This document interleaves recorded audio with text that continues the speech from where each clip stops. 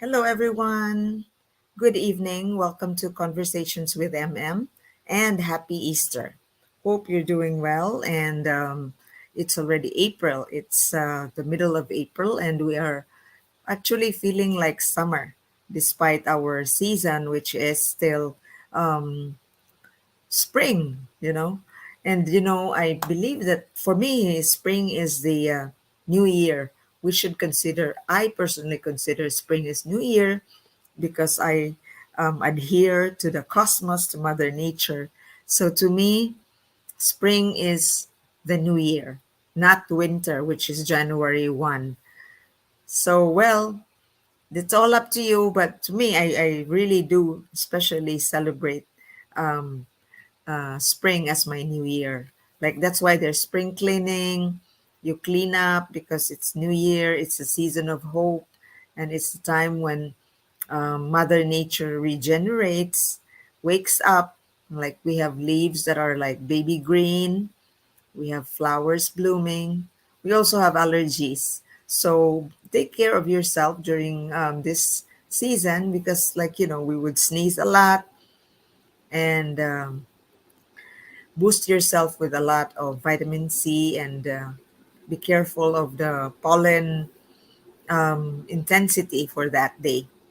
Okay, so I'd like to feature an event at the by created by the Women's Federation for World Peace. It's a global organization, and last month it uh, conducted its Her Story Awards, and I was very honored to be one of this year's awardees, acknowledged for our work as a media practitioner. So I am very um, happy to share this with you.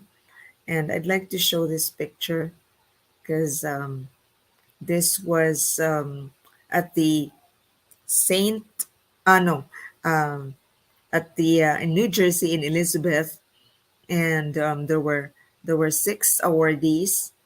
And let me look for the picture. Here it is. So you would see the Women's Federation for World Peace New Jersey shared the award to um, five women, including myself, yours truly, so humbled on March 25 at the Peterstown Community Center in Elizabeth. And so this was a rainy Saturday, but they say rain is a blessing. And so the four awardees included Priscilla Garces. She is a climate change advocate and a disability activist.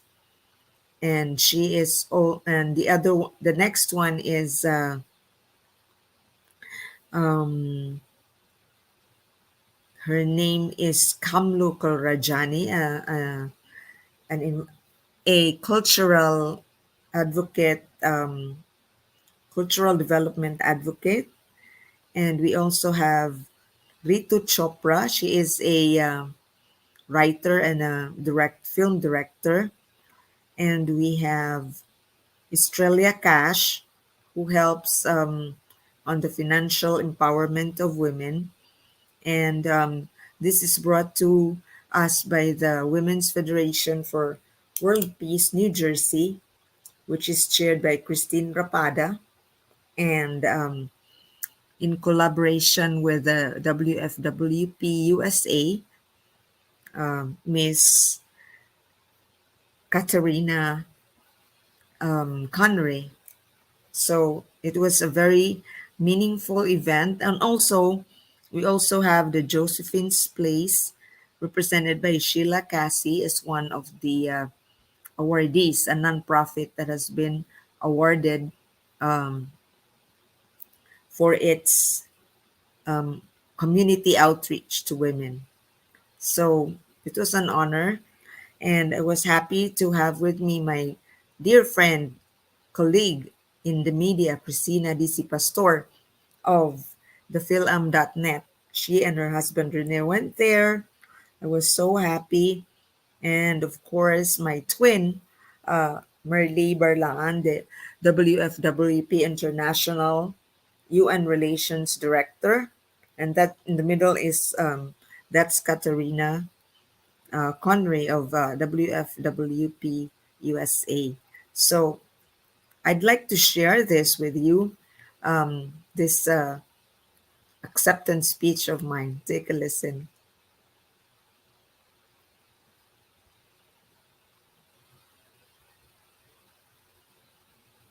40 is Marivir Montebon. She is a New York based journalist who runs her online magazine, OSM, Awesome, which she co founded with her daughter, Liani Alnika, in 2012. She also produces and hosts conversations with MM on the digital platform. In 2020, she co founded Marie Grace Media, a digital media platform. She was president of the Film Press Club of New York in 2018 and 2019. She set up a nonprofit in 2019 called Women's Immigration and Communications Cafe. She was a media fellow for Montclair University's Cooperative Media Program for COVID 19 reporting in 2020. So let's invite up Marie Montebon with a huge warm of applause. And let me read the inscription. Thank you, thank you. This is for Marivir Montebon for your courage and compassion in overcoming unimaginable challenges to be a light to others.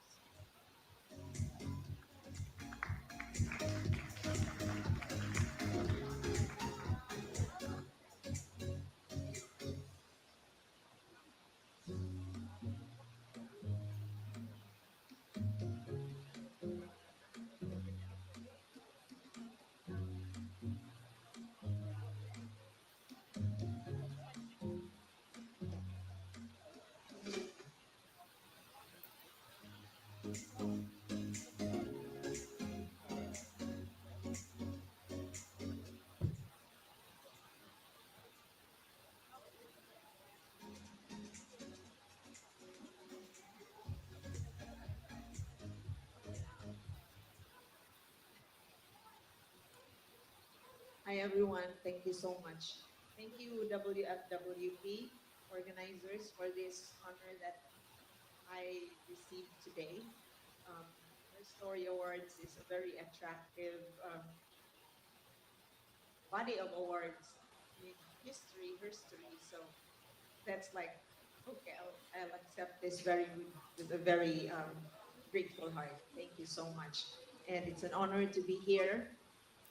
And being a writer has been to me a gift that I had used um, wholeheartedly for espousing truth and accuracy. You know, we journalists are bound by the ethics of truth and accuracy. And so, in this age of disinformation and internet, where everyone can just post whatever information, ma- misinformation they have, this is a challenge, particularly for us journalists who are into the profession of storytelling and interviewing and minding ethics and etiquette of trying to surface narratives of truth. So I'd like to acknowledge my very special guests, a colleague of mine, a Filipino journalist, and who's also been in the business ever since our younger days, Christina DC Pastor. She runs her own online magazine, both print and digital. And the better half, Renee, who just got back from Beijing, who's also a journalist there, living perky and perilous life, I suppose. And I'd like to acknowledge my soul sister, twin Merly Barlaan, who is a luminary for WFWP International. She relates with the United Nations and expands the work of women and to inspire furthermore the entire world. What little thing we do will be rippled and be expanded expanded, and so more and more can do the same or do better in terms of improving the environment, in terms of honing your leadership skills, in terms of fighting, being courageous against your own misery, against your own wife battery, against your own political persecution. So all this come to me as a potential story as a writer. You know, I see you here and I was like, oh, what angle could I give this person if she starts telling me her own story in life? So that's how journalists operate. But I could also share with you my own horrible story. I came in 2007, not as a tourist, but already as a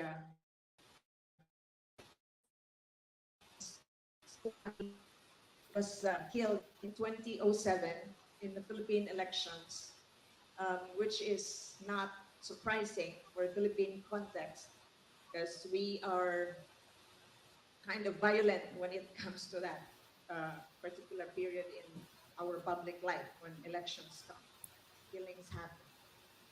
And so I came here for just to relax a little bit because it was steep to seek for justice when my husband was killed.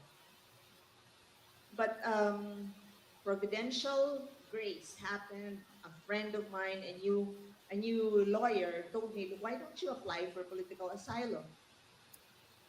And this was the advice also of her father, who's a seasoned lawyer. And so I did apply. It was the toughest interview of my life, being interviewed by the USCIS officer and who's focused on political asylum applicants. It was tough. It was 1 hour and 10 minutes. It's a psychological question. They would see if you were telling the truth, if you were lying. And so right now, there are so many political asylum seekers. Not many would make it because they are the USCIS people would know if your case have merits or not. I didn't think that I would pass, but I did pass. It was like being given a new birth, being here. I've always just come here as a tourist, visiting my mom and my late grandmother. But it was a curve in my life. And so up until now, we have not found, the government hasn't found the assassin, my husband's assassin. And so, but life continues. My daughter and I came here my daughter joined me in 2009. I had my approval in 2008. And we set up on the online magazine, Awesome. This was at the time when the internet was emerging. And I saw the opportunity that we can create our own online magazine because my daughter, Liani Alnica, or Nikki, took up media studies. And so we created our online magazine. And so me veering away from the media culture of bad news is news, I appreciated our community, the hard work of immigrants. And so I write about achievements, about successes, about young people doing good in class or achieving leadership programs and awards. So that became, we became a mirror of the small Filipino community in the East Coast. So that was very rewarding. And I shared this experience along with Christina here, who also runs her online magazine. And we actually do collaborative work. So the digital world required less capital. And so we reached out, not just within the community in New York and New Jersey, but also globally, also way back in my motherland, the Philippines. So that was perky. That was the perky part of journalism, and I loved it. And my DNA is in writing. So I continue every step of the way. I write, and it's also writing, immersing myself in people's stories, makes me forget my own pain. My marriage was not ideal. I'm a battered wife. I have emotional scars, and even if my husband was assassinated, I had been confronted with question of the challenge of being a forgiving person. How do you forgive immediately? You see your husband, the one who creates pain in you, killed. How do you push yourself to forgive immediately? So that was a personal challenge on me, and all this have been in my journal. So that's for my my consumption. I'm trying to reconcile these truths as I continue to charge, to continue to move forward, writing about people's stories. Then it wasn't enough. Like time heals all wounds, and in 2019, my daughter passed away to cancer, to colon cancer. She was 27, but we learned about it too late. We both struggled for over a year. And it was the most painful thing that a person can undergo, a woman can undergo. Um, you lose a child, you know that there was creature growing in your womb. First environment of us all is the womb, and so how scary was that, and how wonderful, magnificent was that. I saw her grow, and I saw her decline due to cancer, getting sick, getting losing weight, not liking to eat, crying all the time in pain. This, so far, nothing compares to that pain. So, but writing has always been a value because it clears your mind. You look at yourself, you look at society, you look at yourself, and from it, you gain perspective and you gain an understanding of why things happen, what should have been done, what could have been done, what could have I done better. So writing gives me strength out of my own horrible life. It's a backstory. It gives me strength. And also I'd go back to the fact that when we deal with truth and we deal with accuracy, it is just the appropriate thing to do so that we can make better decisions in life as a person, as a community, as a country. We should always face the truth. We should always be accurate. Otherwise, we will not be doing correct decisions and actions. So that's me as a person. I go through life digging truth and accepting truth and being inspired by the others as they continue, women especially, as they continue to live their lives as leaders. So that's just it. That's just my little story that I'm sharing with you. And salute to the women. My great grandmother, our matriarch, she was a woman who's an impeccable housekeeper, but could not read and write. But she raised 6 children, and then now I had a head count. We are 96 great grandchildren. So look at what a woman can create despite her humility, her being obscure. So salute to my grandma who's on the other world, and my mom who's very strict, a very disciplinarian woman. My grandma who was very loving.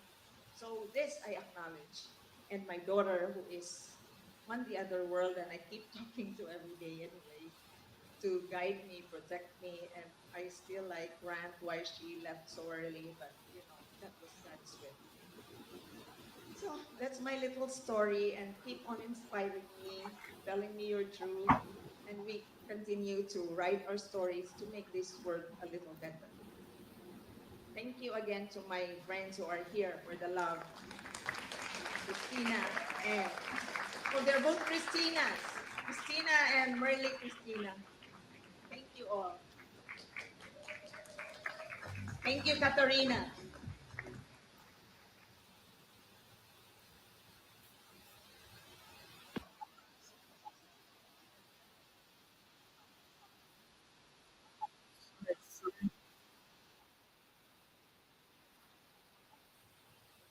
Okay, so that was my acceptance speech at the Peterstown Community Center.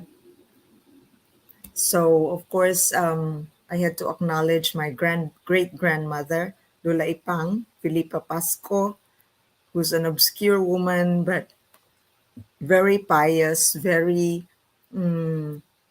clean, very impeccable in her house chores, and she raised six children, and now we are 96 great grandchildren. We have expanded.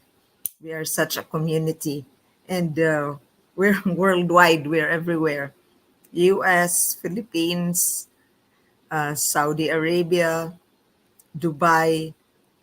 Oh gosh, it's like we have expanded.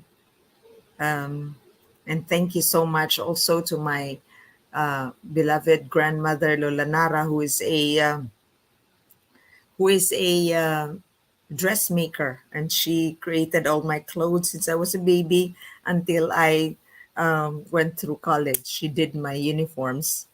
So that's like absolute love. And my mom, Jocelyn Montebon, very strict, a disciplinarian, and I can see her impact on me on that. So I thank her immensely for that. And also, of course, my beloved daughter, Nikki, my moral compass, my inspiration, my heartbeat. You know, it pains me a lot that she's not around. I miss her every day. But when there's love, there is grief. When there is love, there is joy. So it helps me through her lovely memories, my longing for her, for our crazy times, for our jokes together, our eating out together, our vacations, even our fights. All that constitute the relationship of mother and daughter that that made me strong and made me become a better person. So I cherish that all the time. So that was a good time to remember all those influences in me, my relationships. And also there are five other women who shared that evening. And but before that, we had a very special guest as well, in the person of the mayor of New Jersey. Let's take a listen. She talked about spending time with her father. So as the father of a daughter who's about to be 23 and getting her master's degree, I really enjoyed the camaraderie and the beginning and the conversation and the leadership of your father, even though today we are honoring many women of service. And I thank you for your service as well and overcoming the obstacles. And today, the World Federation of Peace, here at the Peterstown Community Center, is taking the time to honor many women of leadership. And one of the organizations you're honoring is Josephine's Place, which here in our city has done tremendous work for over 20 years of women of our community who have not only struggled, but may have only come to this country for a short time and may not have come here of their own free will either in some situations.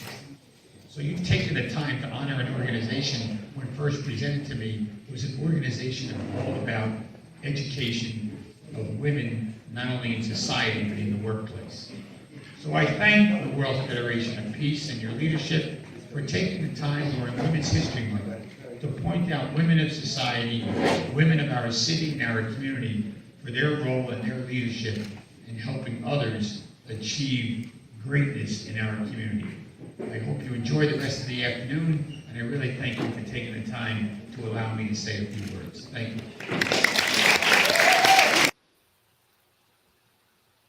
Okay, that was Elizabeth Mayor Bulwaj.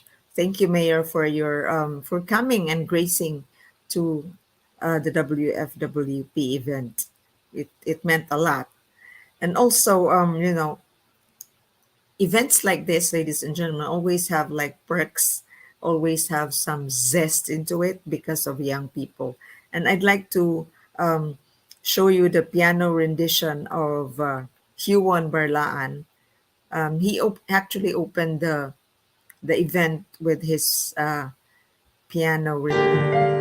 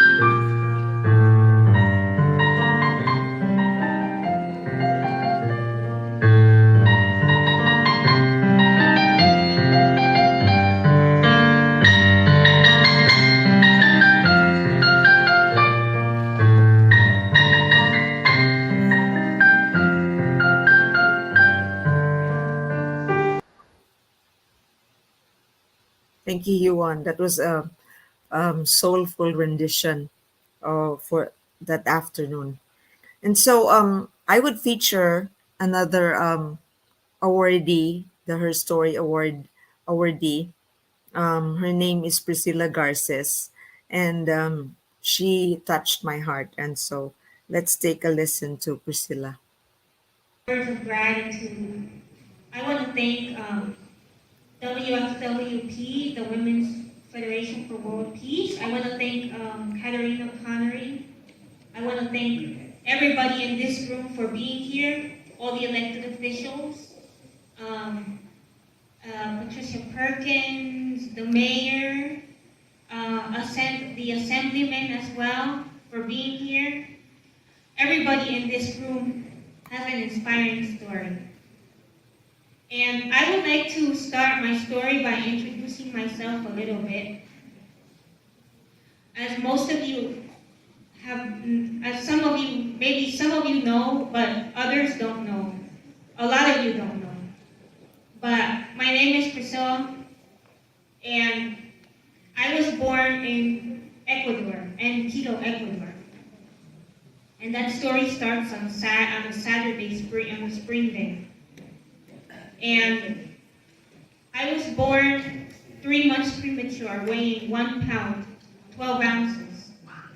So if you can imagine how little a baby is, weighing 1 pound, 12 ounces, then you can get that whole picture. And that whole picture in your mind says a lot of words. And it tells a story. So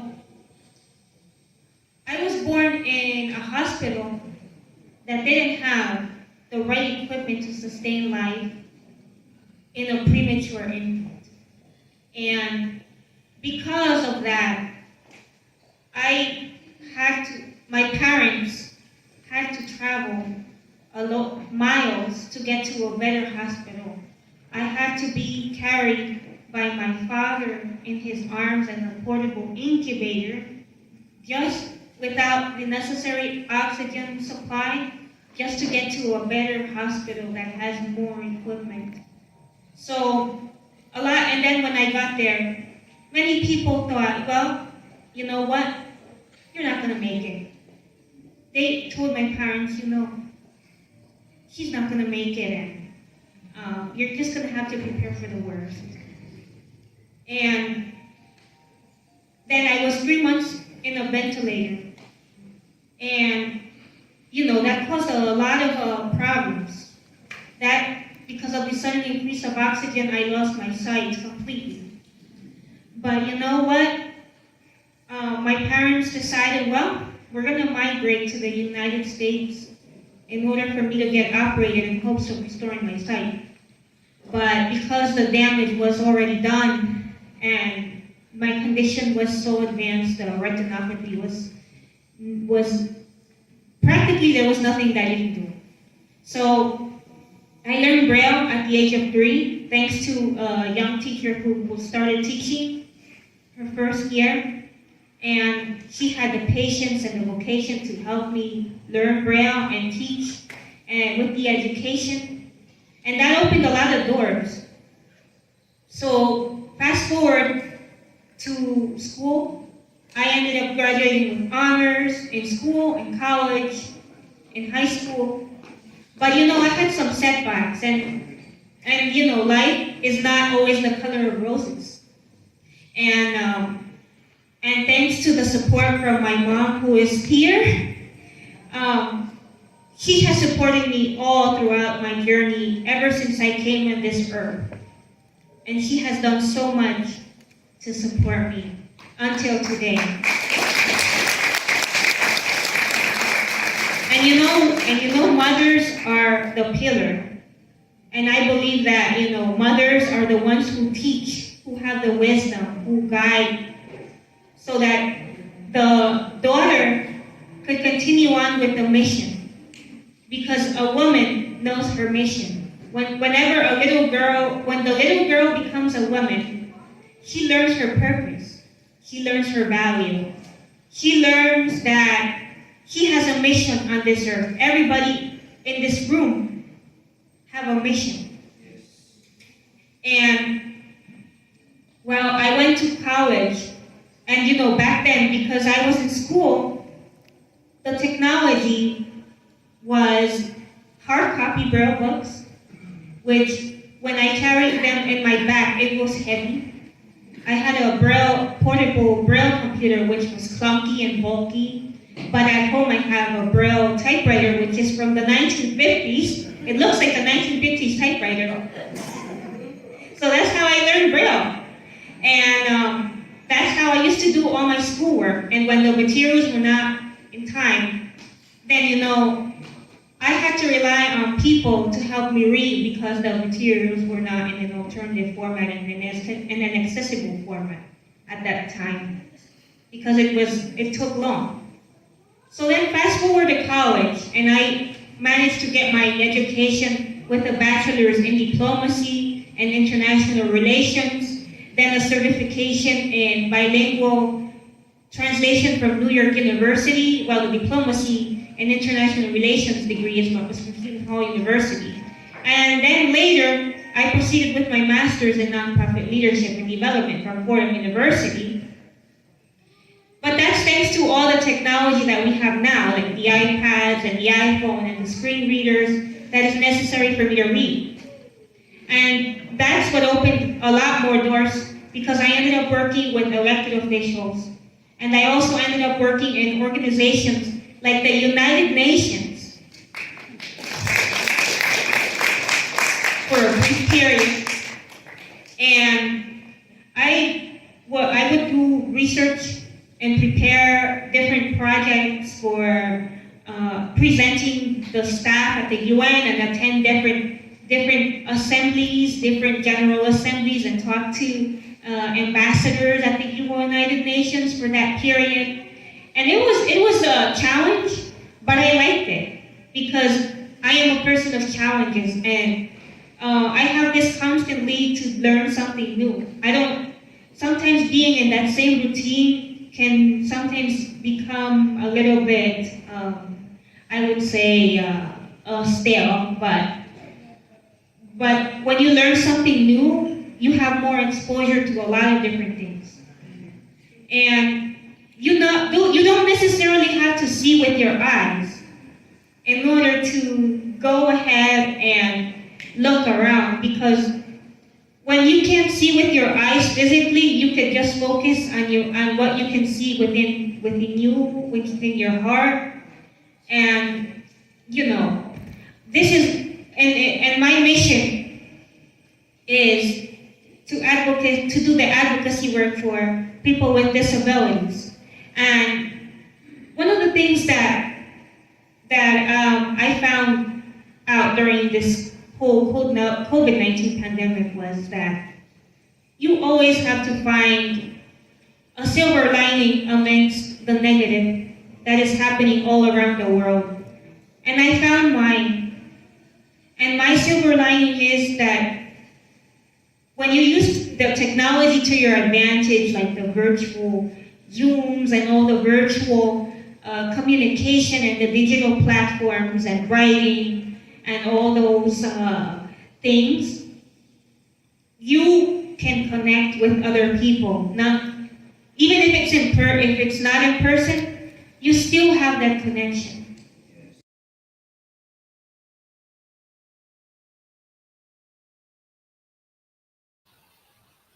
That was Priscilla Garces.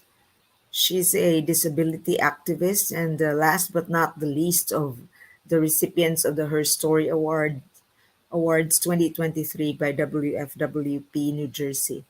And you know what touched my heart when she said, you don't have to see with your eyes.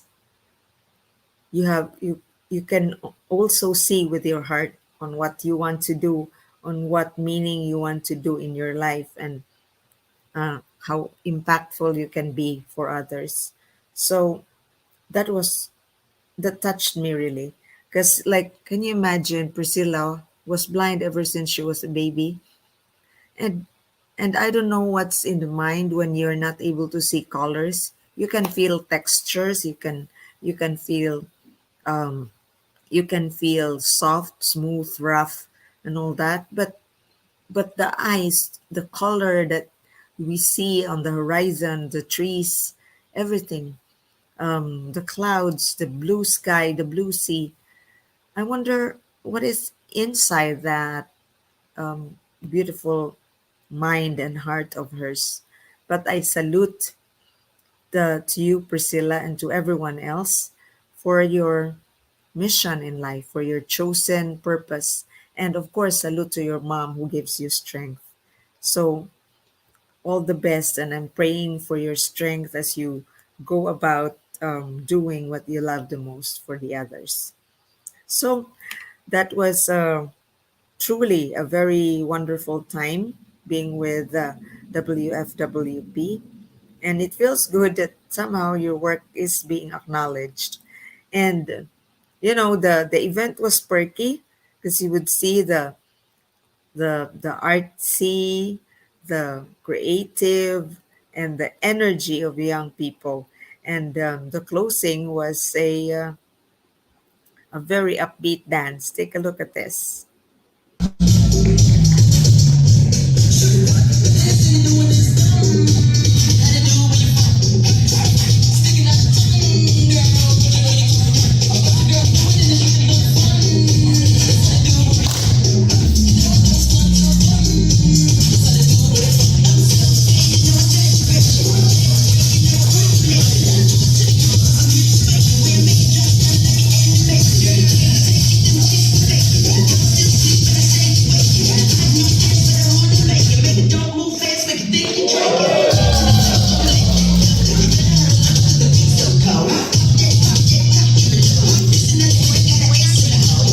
They're dancing.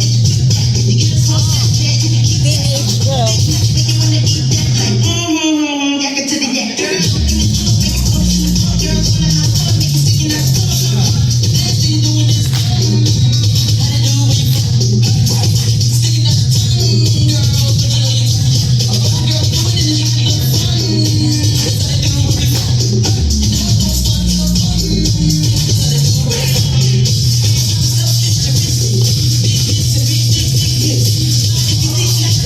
Different ripping shoot, microphone gripping it, getting these Benjamins, new car whipping it.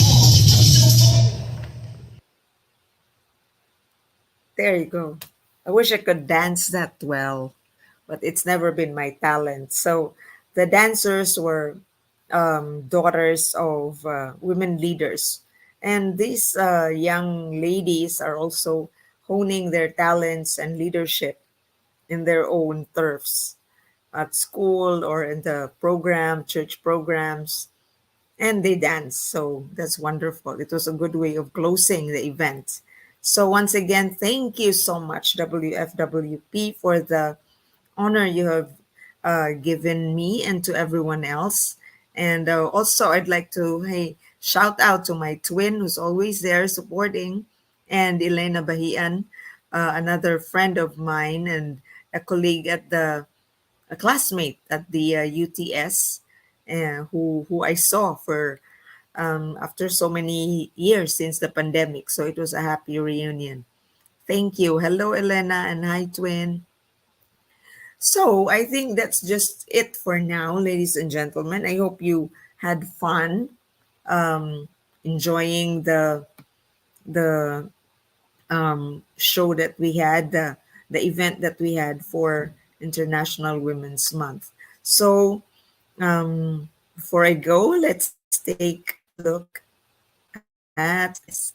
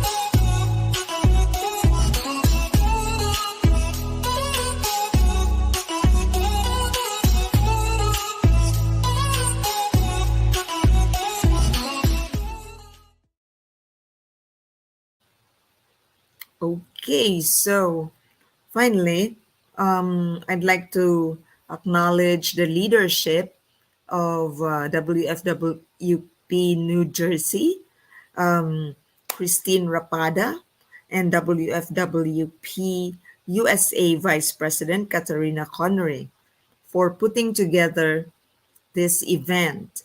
And the thank you also to the program host, the MC Sasha Ocon. So that was a lovely event put together by women leaders. And till the next year. So for now, ladies and gentlemen, I say bye bye and hope you have a wonderful evening, a wonderful weekend. So till our next episode, thank you. This has been a wonderful time. This is Marivir Montebon here in New York. See you again soon. Bye.